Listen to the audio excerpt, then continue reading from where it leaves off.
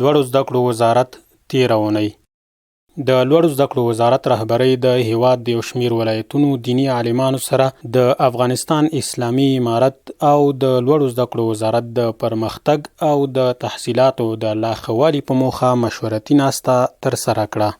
د لوړو زده کړو وزارت پلاوي هرات ولایت ته د خپل سفر پر دوام د دې ولایت له والي سره وکتل.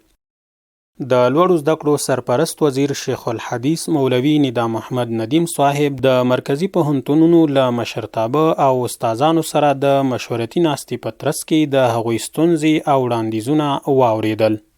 د هیواد د دولتي تحصیلي بنسټونو 30 تنه استادان د ظرفیت لوړونې په پار د پاکستان هیواد د NUST پوهنتون په 15 ورځني ورکشاپ کې د ګډون په موخه یاد هیواد ته لاړل. د لوړو زده کړو وزارت علمي معین ډاکټر لطف الله خیرخوا په مشرۍ د لوړو زده کړو ملکي قانون د بیاکتنې او اصلاح کمیټې ناسته ترسره کړه. د لوړو زده کړو سرپرست وزیر شیخ الحدیث مولوي نظام احمد ندیم صاحب د افغانستان خصوصي تحصیلي بنسټونو رهبرۍ او مسؤلینو سره تعارفي او مشورتي ناسته ترسره کړه. د لوړو زده کړو وزارت رهبري شورا ناسته د لوړو زده کړو سرپرست وزیر شیخ الحدیث مولوي نظام محمد ندیم صاحب په مشرۍ د دغه وزارت د محصلانو چارو معین، مالی او اداري معین، مرکزی رئیسانو او د مرکزی پوهنتونونو د رئیسانو په ګډون ترسره شوه.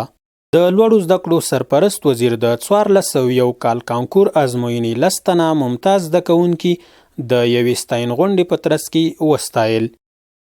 د هرات، فراه، غور، بادغیس او نیمروز دولتي پوهنتونونو لپاره د امامانو او مبلغینو ازموینه په هرات پوهنتون کې واخیستل شوه. په ننګرهار پوهنتون کې د ختیځ زون د دولتي پوهنتونونو د امامانو او مبلغینو د ګمارنې په موخه د 5 بستونو ازموینه واخیستل شوه.